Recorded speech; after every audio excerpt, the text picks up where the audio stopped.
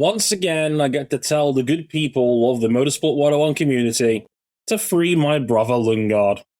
Welcome back to Motorsport 101.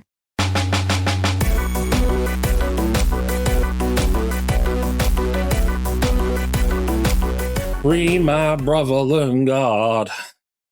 Welcome to episode 667 of Motorsport 101. I'm your friendly neighborhood host, Dre Harrison, and in the second half of this double header, we're going to be talking about IndyCar at Road America. Wow. One of my favorite rounds on the IndyCar calendar, probably is my favorite round on the IndyCar calendar.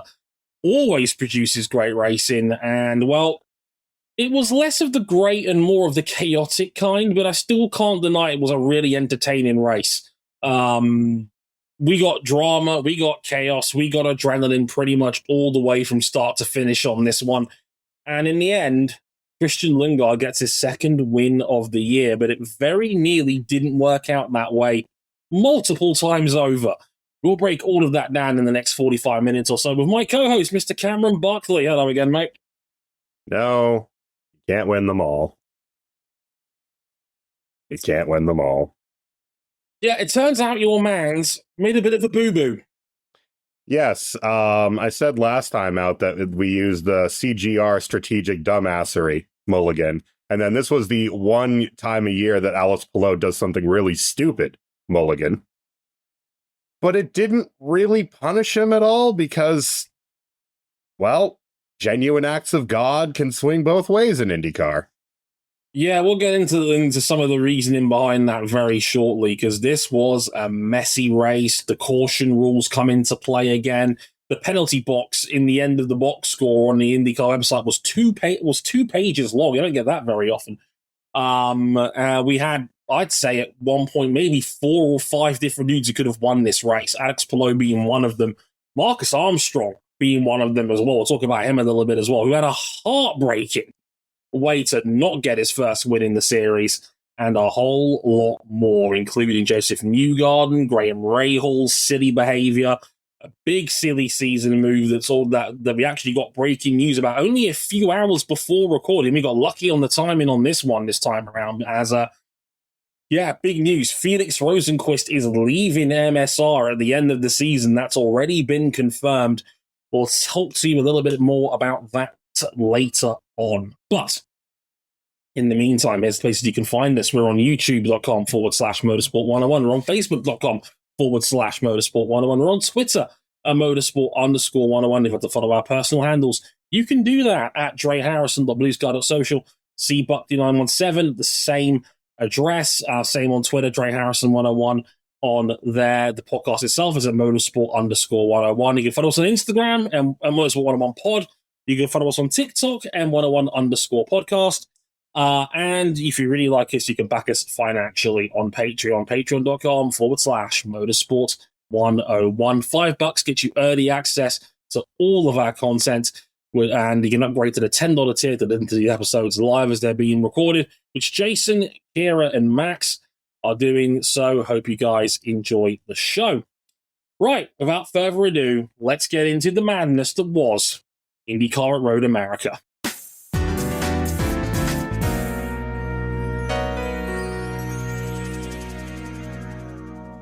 Alex Palou has now been on pole for 6 straight weeks.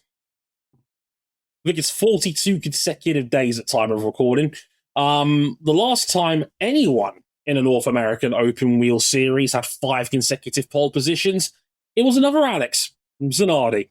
Back in kart from 1996 through to the first 2 rounds of 1997. We miss you, brother. In the race itself, Christian Lundgaard immediately lost his front wing after misjudging and hitting the back of Scott Dixon's car. There is no good reason why I'm telling you this right here and now. Palou held an early 4-second lead through the first stint. It was a classic Alex Palou, string the field out on better time management and new strat. We just were in the middle of the first round of green flag pit stops until we get a first caution. This is for Romain Grosjean's tyre coming off at the bottom of the main straight at the end of his first scheduled stop. This was actually bad news for a lot of people because just as the lead group had just done their stops, the lead group were coming up to the start-finish line, and a lot of cars, as a result, had to take emergency service because the pit lane closes in IndyCar the moment a full course yellow comes out. So I believe it was 7 cars that had to be sent to the back of the field because they were on fumes and had to take emergency service in a closed pit, including Scott Dixon. Yeah, unless you are actively getting service in the pit box, you then have to pass through the pit lane and take the penalty on the time you're lost going down at the limited speed. Yeah, and for those who hadn't come into the pits yet, they were out of fuel, so they had to come into a closed pit. And if you do that in IndyCar, you're sent to the back of the grid, basically, on that restart. And because of the timing of it all, Felix Rosenqvist, who was already in his pit box when the caution was thrown, came out marginally ahead of Alex Palou, so he inherited the race lead.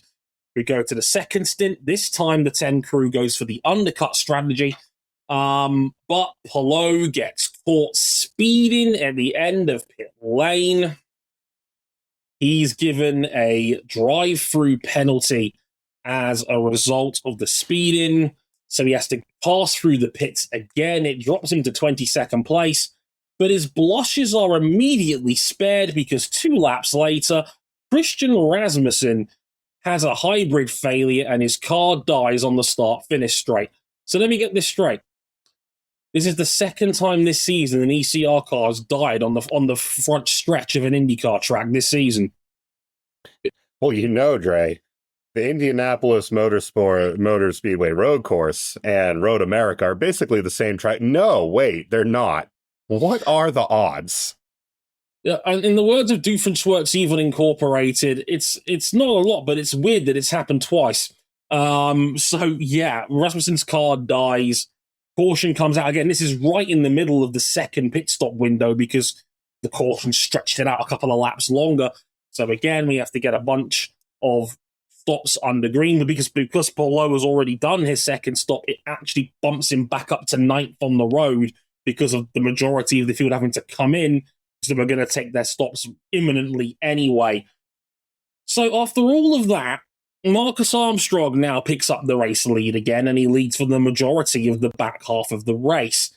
But because Christian Lundgaard has taken both his stops under yellow, he's now back in play because of having to save time by not having to go through the pit lane and pit under green.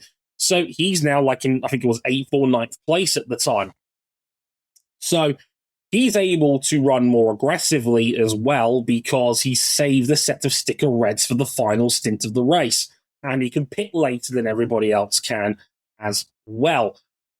He runs the overcut, comes in with 10 laps to go, and he leapfrogs about 5 cars. He's now second ahead of David Malukas on the road and about 4 seconds behind Armstrong. And he's now chasing down Armstrong for what now is the race win, effectively. Lundgaard is closing in, but we're thinking Armstrong's probably got enough in hand to hold out until, with 4 laps to go, his engine starts coughing. Lundgaard comes through to take the race lead, and then a lap later we see that Armstrong's engine straight up explodes. It's an old school F1 V10-esque style blowout. That V6 was running on about 3 of those cylinders by the end of that. Yeah. He's done heartbreak for Marcus Armstrong, who was this close to his first IndyCar Series win. He's out. Caution comes out. We were able to get Armstrong's car off the road quickly to the point where it's a 1-lap green flag shootout for the win, an IndyCar favorite staple around here. And Lundgaard's able to hold on against David Malukas to take his first IndyCar win, but chaos happens behind him because Will Power and Graham Rahal are fighting for the final spot on the podium. Graham Rahal, for lack of a better phrase, turns across Will Power in the braking zone on the back straight towards, basically there's 4 corners left on the track. It's the back straight. Rahal turns across the braking zone, hits Will Power's car, spins off into the outside wall of the gravel trap at the end of the straight. Race is suspended due to caution. IndyCar actually scores the race at time of caution rather than the start-finish line. So that means Will Power actually gets 3rd place and not the 3rd man over the line, which was actually Kiffin Simpson. He would have had his 2nd IndyCar podium, But because IndyCar took the result from the time of caution thrown, Lundgaard wins, Malukas second, Will Power third, Kiffin Simpson fourth, and Alex Palou somehow, after all of that nonsense, finishes P5 and extends his championship lead to 60 points over Carl Kirkwood, who was 11th on the day, and Malukas is now 61 points back. Christian Lundgaard is now minus 77. So he's back in the title picture. You could maybe make it a long shot argument for right now. But Cam, what a manic race that was. I'm going to move this up to the top of the list. Graham Rahal is getting a beehive. Send this man a beehive. Make the bees extra angry. Bro. Fuck yeah, I was blocking. Well, the neat part is, blocking is illegal in IndyCar, and it was penalized this race. Louis Foster did it. Yep. You know, the corner that Will was trying to go around the outside of, famous for outside overtaking. Oh, wait, no. You open the steering and run them out wide and then keep your position. It's exactly what Will Power and Carl Kirkwood did to each other famously in this race last year. Why did you block? Why did you weave that hard in the braking zone, you doofus? Desperation. I think he just assumed that Power was going to back out of it, and he didn't, because he couldn't, because he was already in the braking zone. They were already at the threshold of braking. Like that, what? You can't back out of a move when your car is there when you're already on the brakes. Like, you have to. You've given him the line going into the turn. You've given him a car's width. You need to keep that car's width there, or you're going to get spun off his front wing. That's exactly what Graham Rahal did. It's doubly annoying because, one, Graham Rahal is a 20-year veteran of top-level American open wheel racing. It's not like he's a rookie that doesn't know any better. He knows better. He is a 20-year veteran of this series. I thought he knew better. I thought he knew better than this. And the man, I mean, our beloved Krista Hardy, who was meant to be on this show, but sadly, he's busy running a 5K right now. He's become runner man. What a guy. He actually got to interview Graham immediately after the race. Good job on him. And Graham doubles down. It was like, fuck yeah, I was braking. You're allowed to do that. And I'm like, no, Graham. No, you're not allowed to do that. Allowed to move in reaction to one of your competitors. It's one of the core tenets of IndyCar's racing etiquette. Now, in a series where that otherwise is shown to be meaningless, when you can run people all four off, track limits are a suggestion, that is the one that they are pretty clear on of, hey, you cannot do a weaving reactionary move to someone attacking you. You make the one move, you're allowed to go back to the racing line if you are clear. Graham Rahal was not clear. Will Power's front wing was very much alongside his front tire, and you gave him racing room only to take it away mid-braking zone. That is a perfect recipe to get yourself crashed. And I'm glad race control is like, well, we didn't see Will doing very much wrong. He didn't. He just applied the brakes like a normal human being, and then Rahal just drives into the side of his car. I mean, there's nothing more to it than that. It's pathetic from Graham, quite frankly. He knows better. I think he just thinks being wrong and strong makes him look cooler, because he's now become... I mean, I talked about this before when he got the podium at Barber earlier in the year, that seemingly the public favor, I think, has turned back in towards Graham's favor a little bit this season. Like, Will Buxton loves a Graham Rahal podium, and he's had 3 of them so far this season. It's a shame because he's genuinely driven really well this year for RLL. He's having... Best that Rahal's looked in like 5 years as a driver. For Graham, it's probably his best season in a decade. It's certainly trending that way. And yet now his season's going to be more well known for that bit of stupid driving from what at worst would have been 4th place. You know, it's just... I don't even think it's at worst. If he just lets Will take that line, you defend like a skilled racing driver, a nearly 20-year veteran of the sport, You make him go the long way around a turn you can't really go the long way around and overtake someone, and you keep your podium. Yeah, finishes 23rd in the end.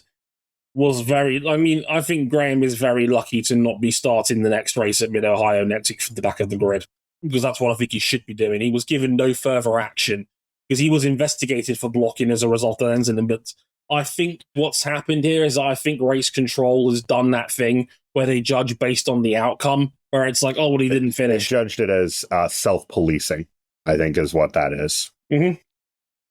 And I'm fine with that. I would have been fine either way. But ultimately, like, he threw away a podium from just really amateurish driving. And while I have my criticisms of Graham Rahal, the last thing I think of him as a driver is as an amateur. No. He looked like, that is the kind of move I expect out of like a first-year Indy Next graduate who doesn't have a lot of time wheel to wheel. Not someone who's been at this for 20 fucking years. I was going to say, like, in all fairness to Graham, he's not really known as a dirty driver. He's not had, like, an egregious reputation for just running dudes off or anything like that, which makes it all the more baffling that he's done something like that today. I suspect it was just desperation to try and hold on to that podium on the final lap of the race, which to a degree I get, but there's limits to this. You can't be that stupid and then also double down on said stupid when the media comes calling and wants to ask, well, why did you turn into his braking zone? Which is the cardinal sin. It's a valid question to ask, because it's what he did. It's what he did. And it's a shame that race was marred by that. I mean, let's talk about the winner, Christian Lundgaard. That was a remarkable four-stop comeback, given, as we mentioned, he drove into the back of Scott Dixon's car on the opening start of the race. Had to immediately come into the pits at the end of lap 1 for a new front wing change. But this is the nature of IndyCar, Cam, and the joys of having a closed pit lane when the caution comes out. Sometimes you get the rub of the green in your favor because Lundgaard was able to turn a four-stopper into a race win. What a guy. Yeah, and he got the caution the cautions fell exactly the right time in the pit cycle. Yeah. For it to basically negate that. It happened twice. And that he just was electric in clean air. He was so fast. Absolutely smoked Pato O'Ward all weekend. I don't know what's going on with him. Worth pointing out as well, 2 McLarens were competitive this weekend. It was Lundgaard and Siegel, and Siegel has nothing to show for it as a result of Joseph Newgarden killing him. More on Joseph later. Mm-hmm. But yeah, Lundgaard just back half of that race was stupid fast in clean air, was able to overcut, and then he and Malukas fighting for second. Malukas with the accidental Golden Melon nominee, half on the grass. He did not intend to go for the move. And he just ends up there anyway and makes it stick. It's worth pointing out as well, the 5th time in his IndyCar career, David Malukas has finished the race in second place and not won yet. Yes, I like how on Instagram he then posted that when I'm in a finishing second competition and my opponent is David Malukas. Quote, I'm P2 maxing. What a guy. He's at dangerous levels of shit poster. But yeah, Lundgaard looked like he was probably going to come just short on a still brilliant recovery drive. I feel like we have to talk about the aggrieved party here for a minute. Marcus Armstrong got robbed by that engine failure. He was good all day, got up into second early on off the start, and then was just on track for a really good race pretty much all the way through. And it's good old-fashioned engine failure. It's proven what I've said about Marcus Armstrong for a while, and I said at the start of the season in my preseason podcast here, I said that Marcus Armstrong would win a race this season. That was my bold prediction. This close, but very close. Yeah, the whole left side of that, the left bank of that Honda could be charitably called full of holes. Yeah, it's a real shame. Armstrong, that was the best he's looked in IndyCar since he got here. I think it was 4 years ago now with Chip Ganassi, and I know Chip likes him a lot and for good reason. That was just a really, really good all-round performance. Good pace. Maybe not quite the best on the day. You know, there were circumstances where there was someone else like a Palou early on, and then, you know, Lundgaard late on via circumstances was a little bit quicker than him. But Armstrong had pace that was good enough to win the race. And not the only Shank as well. He looked like he was going to be second best Shank on the day. Rosenqvist got absolutely robbed by that Rasmussen caution because it fell at the exact wrong time for him. Because he looked to be odds-on favorite to win after Palou made the mistake in the pit lane. Yeah, and he was coming into pit lane, and then the caution drops. He has to immediately cut the grass to get back onto the racetrack because the pit lane's then closed. Because if he doesn't stop, he's got to run through the pit lane and then take emergency service. So it kind of forced him to pit with everybody else on the cautions end of the back of the field. It was unfortunate in that sense because, again, Rosenqvist was really quick. I said to people on our Discord call when the race happened, I said, don't count out Felix Rosenqvist. He's always quick around here. He got his first win here with Chip Ganassi Racing a few years ago. He was second here last year to Palou in what was a fuel save kind of finish at the end. But Rosenqvist is quick, and there's a reason why he's become the central figure in IndyCar silly season. We'll talk more about that in a minute, but just a really, really strong weekend for Meyer Shank Racing. Probably the best they've looked in IndyCar as a team. Pretty much. They're never getting that. They're only ever winning Indy 500s, which if you're only going to win one kind of race, that's the one to win.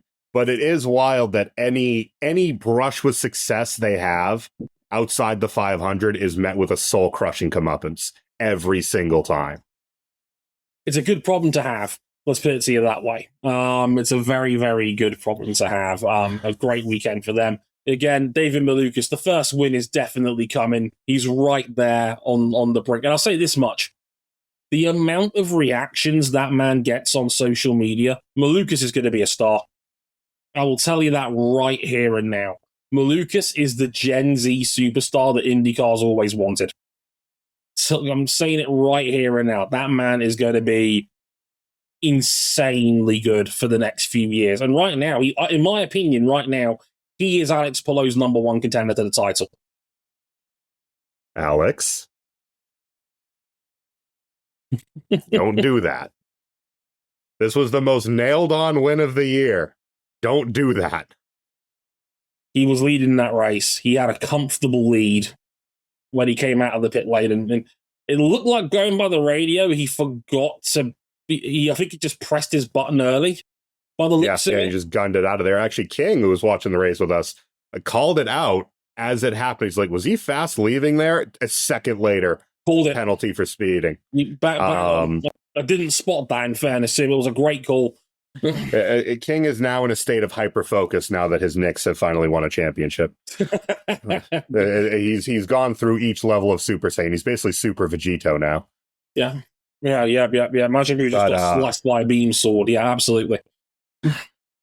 Getting beat up by a coffee jawbreaker. I'm going to defend your mans for a minute here. Which, to be fair, Alex Palou doesn't need defending in any way, shape, or form, but I'm going to do it anyway here. A drive-through penalty does not fit the crime. It just doesn't, in my opinion. Like, I don't have particular issue with it because that's pretty standard in U.S. motorsport of, hey, if you speed in the pit lane, drive-through penalty. But the thing is, right, even with that in mind, and I know this is a classic North American motorsport, this is more of a cultural problem than a problem in a vacuum, if you get what I'm getting at here. There's no good reason why IndyCar can't bring in time penalties. If you can stop a race and declare a result based on a time of caution and call a result right there and then, you can have time penalties. Because they converted, because Newgarden was taking out Nolan Siegel, right? We saw that at the end of the race, and he was given a converted drive-through penalty. IndyCar scored that as 30 seconds. So they added 30 seconds to Joseph Newgarden's race time. I'll be real with you. I don't think that fits the crime either. Like, okay, he needs something for taking Siegel out, but is that worthy of 30 seconds? I really don't think it is. Maybe I'm given what happened, but like, given the end of the race and that, like, they took the timing from the end of the race because it finished under caution, but they took the order from the time of caution. A time penalty pretty much kills Newgarden's race either way. Sure. That's why I think they gave him the big one of the, hey, don't do this. Because it was a terrible wipeout. It's Felix that was a kill. It's Felix Rosenqvist at Arlington all over again when he caused that big wreck at the end of the race. Yes. And that was also a one-lap shoot that they had to end the race basically immediately right there and then. Yeah, so I think they gave that to kind of as an example setter. I tend to agree that we should just be able to give out time penalties.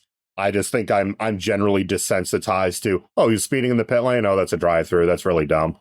The good news is it did nothing in the championship because Kyle Kirkwood had an atrocious weekend, and Malukas. It's like Malukas and Kirkwood are trading weekends where they're just kind of off the boil. Yeah. Like Malukas was a little bit off it in Detroit, where, of course, Kirkwood is really, really strong. This was the other way around. Kirkwood, I think, was 11th over the line on this one. So, not a terrible day, but just not a particularly, just anonymous across the weekend. I mean, Kirkwood having to start from P16, I think, pretty much killed him from day one because he didn't get out of round one in qualifying, while Palou started on pole again. Malukas just had a really strong all-round weekend, was just really, really good, in contention the whole way through, and finished in second again. Yeah, like I said, Malukas, I think, is the number one threat for the championship right now because I've not seen evidence that Kirkwood can oval this year. So with that in mind, I think Malukas is going to be, if Palou is going to have a threat to his championship, I think it's coming from Malukas right now. Out of all of them, yeah, I'm not massively concerned when, like, Palou is having to either get struck by acts of God or make really dumb errors to have any inroads into his title lead. I would say if he just keeps getting poles, eventually things will turn out all right. And terrifyingly, that is the form book, as he will just get pole wherever we go. Well, that's the thing about it. This is Palou's best qualifying year he's ever had. I mean, okay, he had, I think it was 6 pole positions last year. He's had, I think, 5 this year already. Yeah. The way he's going, if he goes at this pace, I think a huge part of what makes Alex Palou so good is that he's always in contention. And part of that is being in the front of the field, staying out of other people's mess, and being able to dictate the terms of engagement by leading so often. And this was no exception, where, again, if you keep leading early races, you're going to eventually get races where you're not going to get a caution. Because we had that in IndyCar last year. We went, what was it, 4 or 5 weekends in a row without a caution. And we just weren't getting yellows anymore. And then when that was happening, Palou just kept winning. And I think that's what's going to keep happening to Alex Palou, where not only that, he will also get the advantage of running last in any short oval qualifier because he's first in the championship right now, which means he gets to go last every single time he gets a short oval. And we've got plenty of them between now and the end of the season, like Nashville, which is in a couple of rounds' time, and Milwaukee, which is going to be a doubleheader again later on this year. Well, it's not like he's good at Milwaukee. Oh, yeah, I was there for that. Yeah, where only an act of God stopped him from winning that one too, and that was his most dominant round of the entire calendar. Yeah, like, Palou will be fine. It stopped him. He finished second. And in Nashville even last year, like... Ran second. Oh, yeah, ran second. Oh no, he couldn't beat Joseph Newgarden at full power. Yeah, the best oval racer in the world. So, like, it's more than obvious at this point. I think Palou was going to be absolutely fine. And again, I think a big part of that is that he is having otherworldly qualifying form this season. His qualifying has been the best I've ever seen anyone have in IndyCar. He's just so... I think he's made almost every Fast 6, if not has made every Fast 6 so far this season. He's just incredible. I think his worst qualifying result of the year is still like front 2 or 3 rows. Yeah. And yeah, we have not seen it in our lifetime. The last time someone went on a run like this in American Open wheel racing, I had not been born yet. I existed, but I had not been born yet. Yeah, my man was in the womb, chilling, essentially, and just having a look at my spreadsheet here. Has it got the number up? Alex Palou's average qualifying start this season is 2.6. I mean, it's good, but it's not his road and street course average this year, which is 2.29.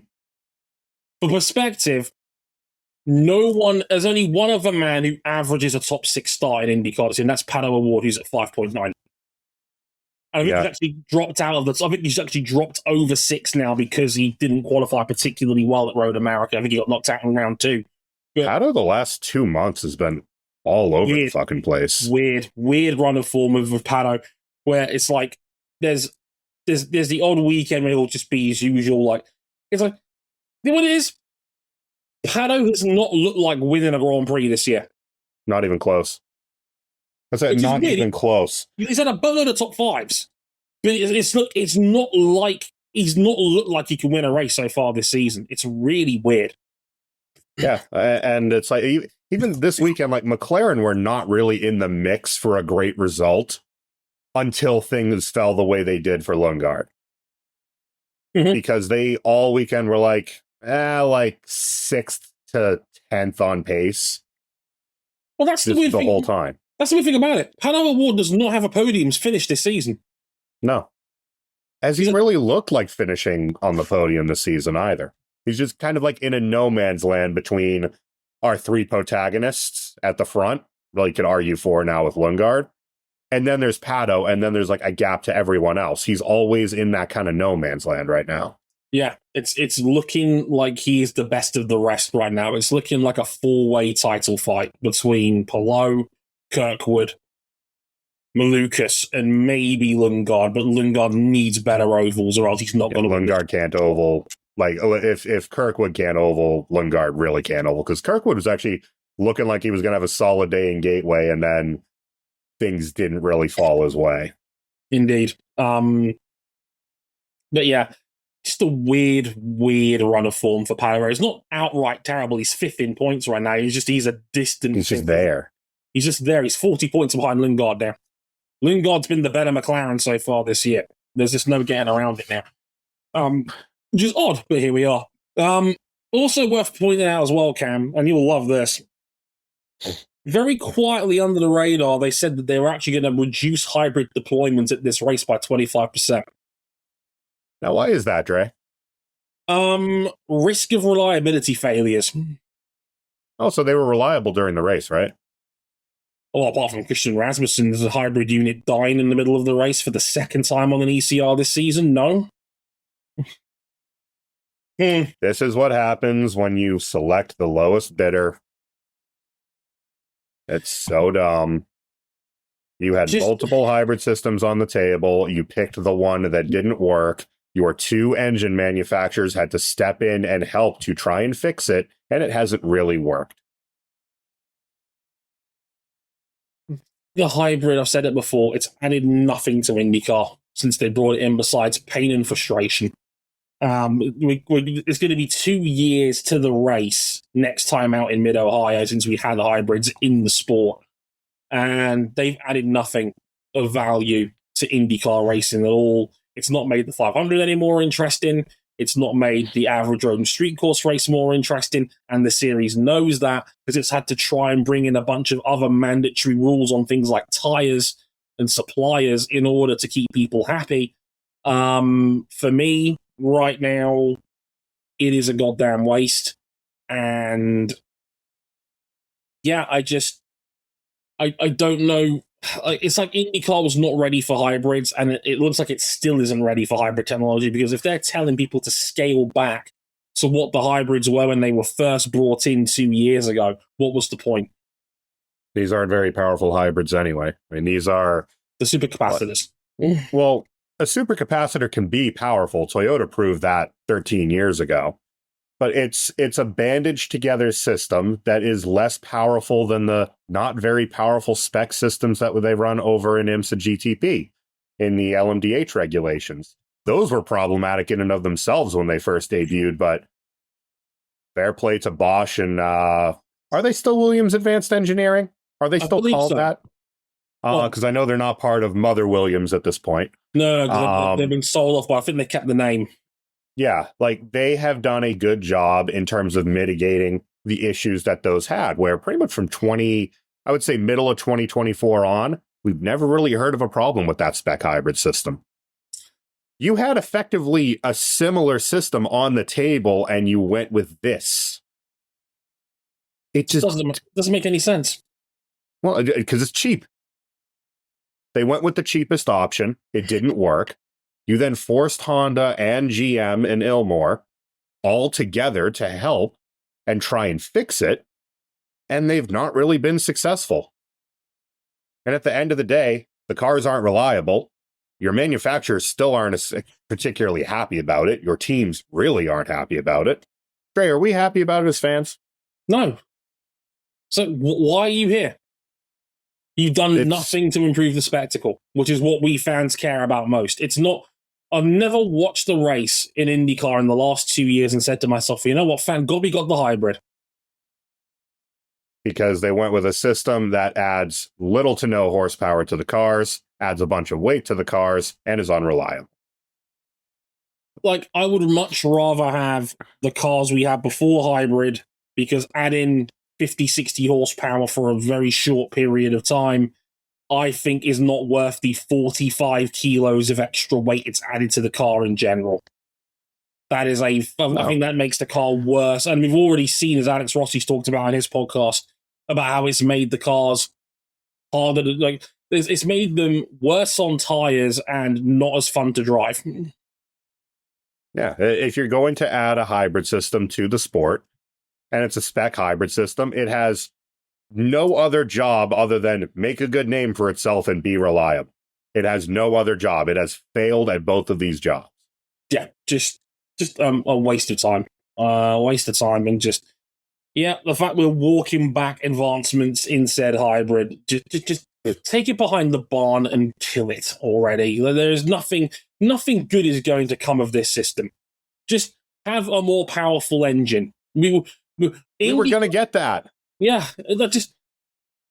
just add another 60 horsepower. The sport can handle it on ovals. It's fine. I don't know if these engines can handle it at this point anymore, because a whole bunch of Chevy engines had to get changed and Armstrong's exploded from the lead. Like, we are at the end of this car. We are at the end of these engines. And did the hybrid era ever really begin? It's been nothing but a bout of pain and frustration ever since. And we still have one more year of this car to go, hopefully, before we get an E1 in 2028. We think. That we still haven't seen yet. No. Because they're still apparently trying to argue over how pretty it's supposed to look, subjectively. Just make it look like a 1998 Reynard. It'll be fine. Yeah. Just weird shit. Silly season.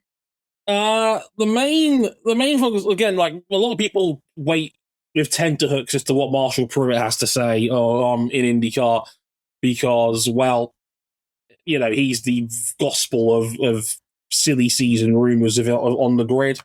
And, you know, you read them and you get some interesting ones. And this was an interesting one, because front page of said article this time around was Felix Rosenqvist. And I think this is actually a genuine surprise. Felix Rosenqvist is leaving MSR at the end of the season. That was breaking news today, that he's gone at the end of the year. And even Shank admitted he was disappointed and it was unfortunate that he's going.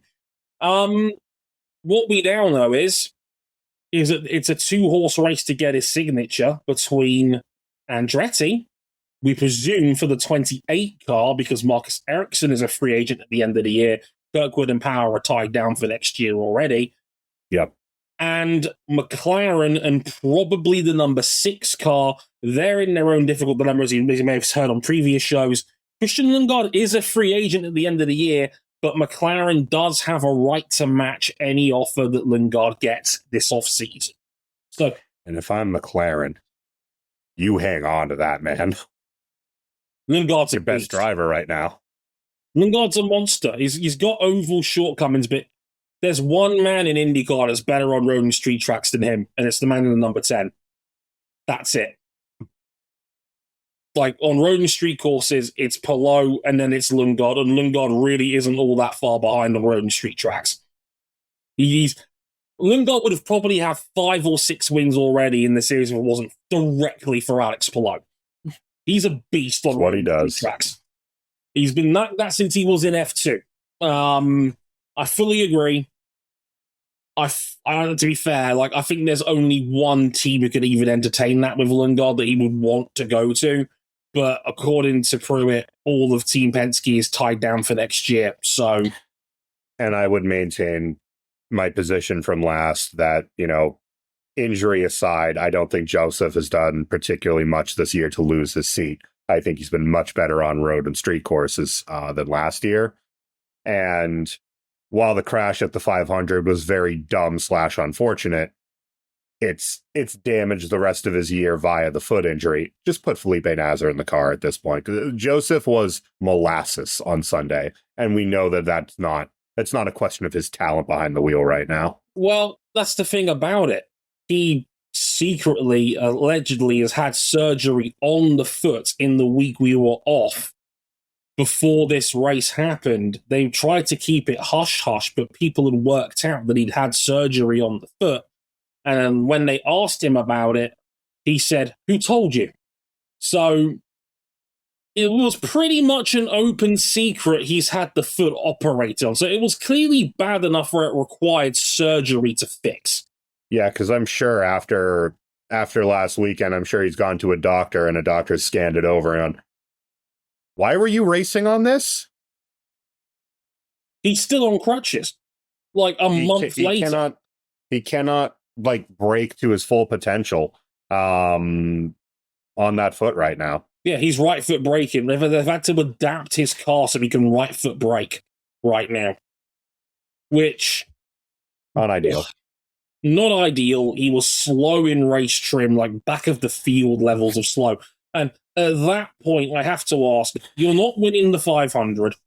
Newgarden is not likely winning the championship this year, barring a miracle. There's not enough ovals for him to make up the difference at this point. His road and street courses are better than last year, but not by a huge amount. You're not winning the Astor Cup this year.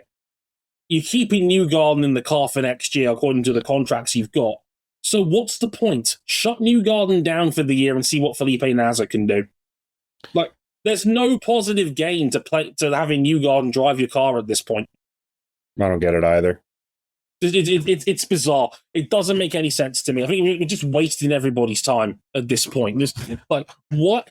If you're... I get Felipe Nasr is very, very keen to have a go in an IndyCar, right? And which is fair enough. He's the best sports car driver in the world. Best prototype driver on earth right now. Yeah, he's the best sports car driver in the world right now. And Nasr was a very solid F1 driver in his tenure over there. There's no IMSA clashes left between now and the end of the year. You might as well just run Nasr in the car for the rest of the year and see what he can do. Yeah, Might even get him a job somewhere. It'll be great. Yeah. It'll be great for him. Yeah. I'll take him from my Porsches. No, leave Newgarden in the car for the ovals. Let Nasr do the road courses. Who says no? Why not?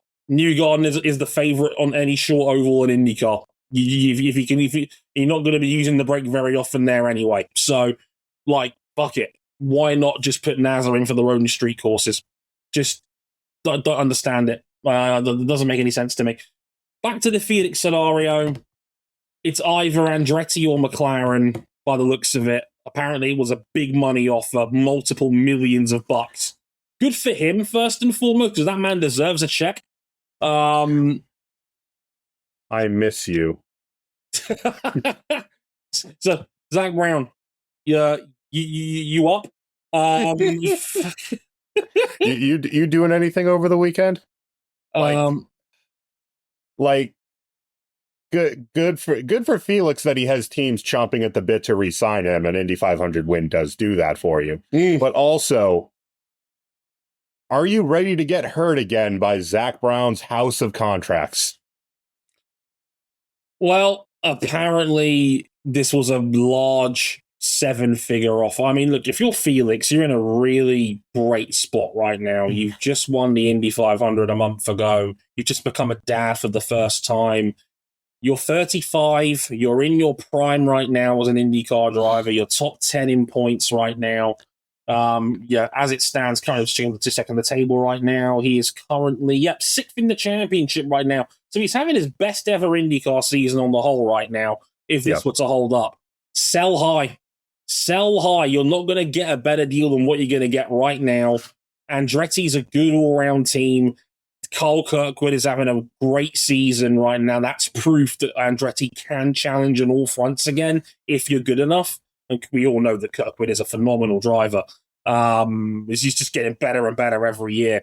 Or you could be the floor guy at McLaren again, a setup you clearly liked. I know he's very close with Pato. Pato was the best man at his wedding. He's, I think, the godfather to his kid. As well. Like, he clearly loved his time at McLaren with Pato at least.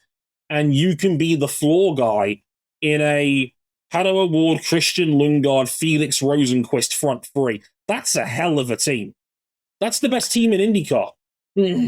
On paper. Sure. But you're driving for McLaren.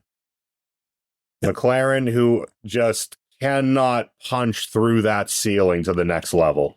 They've been spinning their wheels as a team, it feels like, for 4 years now. Yeah. It's an issue. And I get the risk because last time he was there, he was a genuine midfielder. He was more like a 12th place sort of. Like, the last time he was there, they could not drop him out of that team fast enough. They had the lawyers burning the midnight oil trying to get him out of that team. Trying to flip into Formula E. Again, he was a very good Formula E driver as well, because, I mean, what was the main thing we were praising Felix for as a younger driver was his versatility. You could put him in anything and he was quick. And that was, it spoke more to McLaren's struggles as a team as opposed to Felix himself, that he was slower than his potential in IndyCar, because since then, he's gone to Meyer Shank, he's won an Indy 500, and he's one of the 6 or 7 best drivers in IndyCar, period. Since then. He's in the championship right now. He's in the Marcus Ericsson spot that we used to praise him for when he was at Chip Ganassi Racing. That really solid king of the midfield, borderline elite level driver. And that's what Felix has been for the last 2 years now. Fast as hell. So sell high. It makes sense for McLaren to try and bring him back. I just wonder... I'm in two minds because Lundgaard's been really good for the last 2 years at McLaren, which says to me they're already a little bit better than what they were. But there's now no excuses. You need to win something major in the if you're bringing Felix in. That's to give you a third bullet in the round for the 500 or win an Astor Cup. I don't care which one, but you need one of those two because you've come close enough too many times. I'll tell you what. That opens up a very, very interesting car for the 500. Because the last couple years, that 60 car for Meyer Shank has been grease lightning.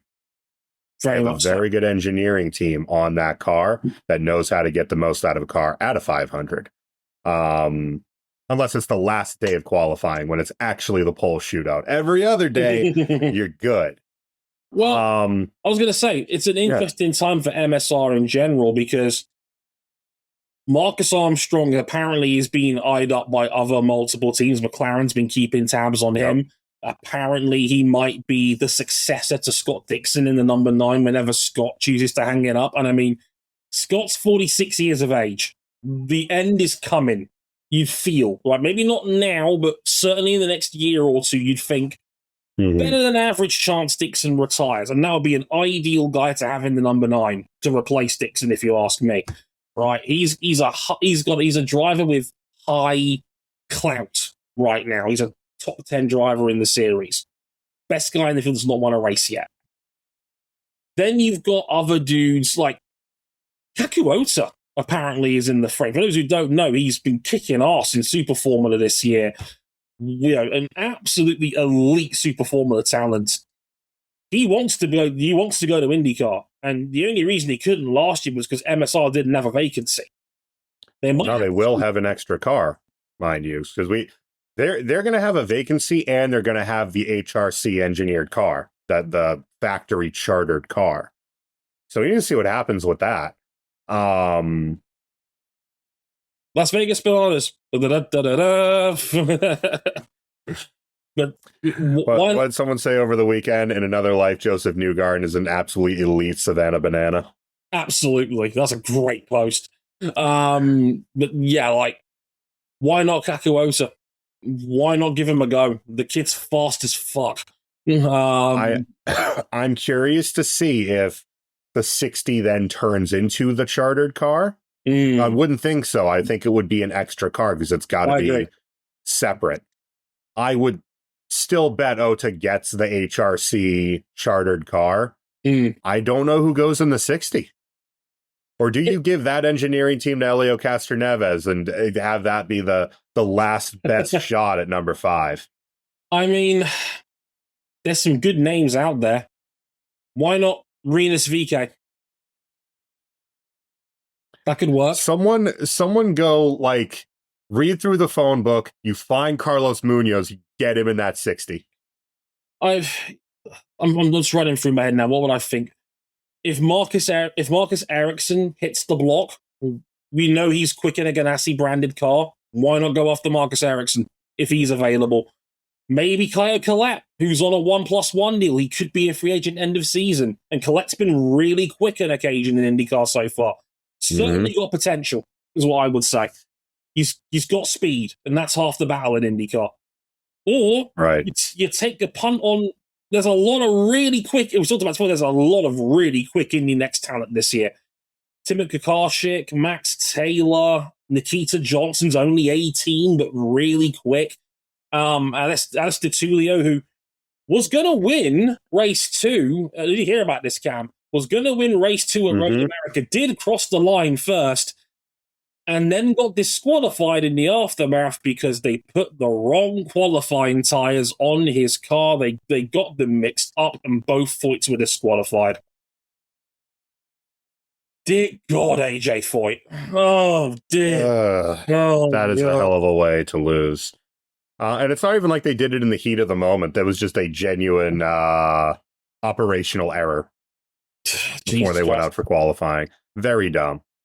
Yeah, if you want to take a punt on an Indy Next talent, this is the year to do it, because there's like 5 or 6 really quick dudes in Indy Next. It's the most loaded Indy Next rookie class I can remember. There's 5 or 6 guys, like Nikita Johnson, Max Taylor, Alex DiTullio, Timothy Karshik. They're all really, really quick. You could take any one of those dudes, and I think you'd be fine. And Dennis Hauger's available potentially as well. Dennis Hauger could be in the frame. He's quick. What if Connor Daly in that 60 car next year? If they're rolling on ovals, and Daly automatically gives you a 500 chance. And with that team, that could be an interesting combo. Well, the thing is, there's also murmurs that he would be bringing a large chunk of funding. So what would be Juncos Hollinger? Because allegedly Brad Hollinger is thinking about divorcing from Ricardo Juncos. Which is just, given everything that team has been through, that would be a wild final outcome. That could be Dreyer and Reinebold, and rest in peace to Dennis Reinebold, who sadly passed away. Passed away this past week, dude. Legend. Legend in the Indianapolis area. Yeah, an Indianapolis legend. A lot of love in the local racing scene from him. He was beloved by all in the paddock. And a fantastic front-running part-time 500 team. His last wish might be his team finally having a full-time presence on the IndyCar grid in combination with Brad Hollinger. With charters, potentially. Yeah, because remember, they were one of the teams that was the victim of the Lotus situation, and they have not been full. They were full-time very long time ago. Breaking those contracts cost them a whole lot of money. There's murmurs that Daly's money could be the bridge to get him back into the series and for a DRR Hollinger partnership. Apparently, Linus Lundqvist is also apparently in the frame for a potential seat. Someone give Linus a full-time seat. Like, he's IndyCar's Manuel Gonzalez. Get this guy a ride, please, for the love of God. Like, man's good, quite frankly, and it's a crying shame that he's not on the grid. But hey, he might be Honda. At least he's now got a full-time job. He's now Honda simulator driver over there, so he's got his foot in the door again. Tanner Wylock's still out there as well, by the way. We barely even mentioned somewhere. him. Yeah, Remember Prema? Does Prema Racing owe you money? It's okay. I was able to fill in the financial gaps via early Lauren Heinrich investment. There's a lot going on there, but yeah. A couple of other little drips and drabs on Pruitt's column. You heard about Christian Rasmussen getting a multi-year deal a couple of weeks back. He needs to ask about whether out of Alex Rossi. Future could be up in the air there. RLL, Graham Rahal and Louis Foster are already tied down for next year because Foster's was a multi-year extension. Does Mick Schumacher want to stay in the series? That's the only question mark. RLL are keen to keep him, but does Mick want to stay? That's the only question mark in there. Again, boatload of other dudes in play. We're talking Ericsson, Eilert, Lundqvist, Collette. Others would be on the table if Mick chooses not to return. Another name out there, Luke Browning, apparently is getting a lot of excitement. He's had a very, very solid time in Super Formula so far. A lot of people seemingly like the fact he can run long on tyres and potentially strategically benefit from that. Browning's impressing a lot of people over there, so Luke Browning could be in the frame. Paul Aaron's name I've heard murmured around. For those who don't know, he's Audi's current reserve driver right now from his Sauber days. Was very, very quick in F2 a couple of years ago when Paul Aaron was over there. He's in the mix potentially as well for a potential seat. And of course, as mentioned, Kakuota would be a favourite if, for the Honda expanded seat if that hits the table. So a lot of fun options out there. We'll keep you posted as the season rumbles on. IndyCar is back next weekend with Mid-Ohio.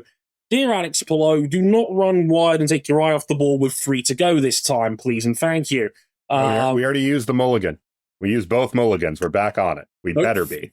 Don't fuck this up. That's another very winnable Palou round right there and then, so we'll see how that goes. Our next episode will be Formula One's Austrian Grand Prix next week. One of my favourites. I do like the Austrian Grand Prix. We'll see. All 3 of the big hitters bringing updates. So Mercedes, Ferrari, and Red Bull bringing big upgrade packages to that Grand Prix as well. We've also got the MotoGP Assen TT as well. Good doubleheader to come back to next week. We're looking forward to that. So, with that in mind, we'll see you guys next time out here on M101. I've been Dre Harrison. He's been Cameron Buckley. Thank you very much for watching and listening. Catch you guys next time. Sayonara.